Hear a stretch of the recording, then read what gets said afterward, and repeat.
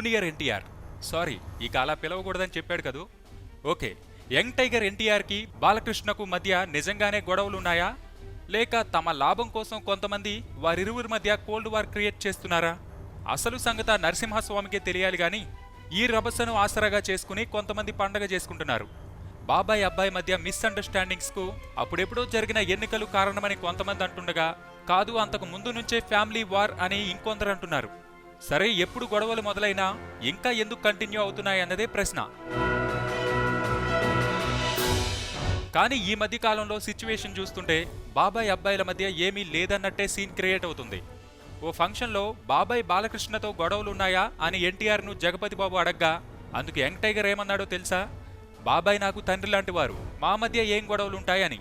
ఆ తరువాత ఓసారి కళ్యాణ్ రామ్ ఎన్టీఆర్ ఓ ఆడియో ఫంక్షన్లో ఉన్నప్పుడు కూడా ఇదే టాపిక్ రాగా కళ్యాణ్ రామ్ అందుకున్నాడు, తమ మధ్య ఏ విభేదాలు లేవని, నందమూరి వంశమంతా ఒక్కటేనని, దయచేసి తమను వేరుగా చూడొద్దని చెప్పుకొచ్చాడు. ఇందుకు అవునన్నట్టు యంగ్ టైగర్ సంకేతాలిచ్చాడు. ఈ సీన్ అంతా చూస్తుంటే అప్పుడెప్పుడో జరిగిన విషయాన్ని అబ్బాయి మర్చిపోయినట్టు కనిపిస్తోంది. ఇక బాబాయ్ సంగతి సరే సరి. కానీ వీరిద్దరూ కలిస్తే తమ పొట్ట గడవదని భయపడే కొంతమంది వీరిని కలవకుండా చేస్తున్నారన్న టాక్ లేకపోలేదు. అందుకే వీరి మధ్య సాధ్యమైనంత దూరం పెంచేందుకు చూస్తున్నారట.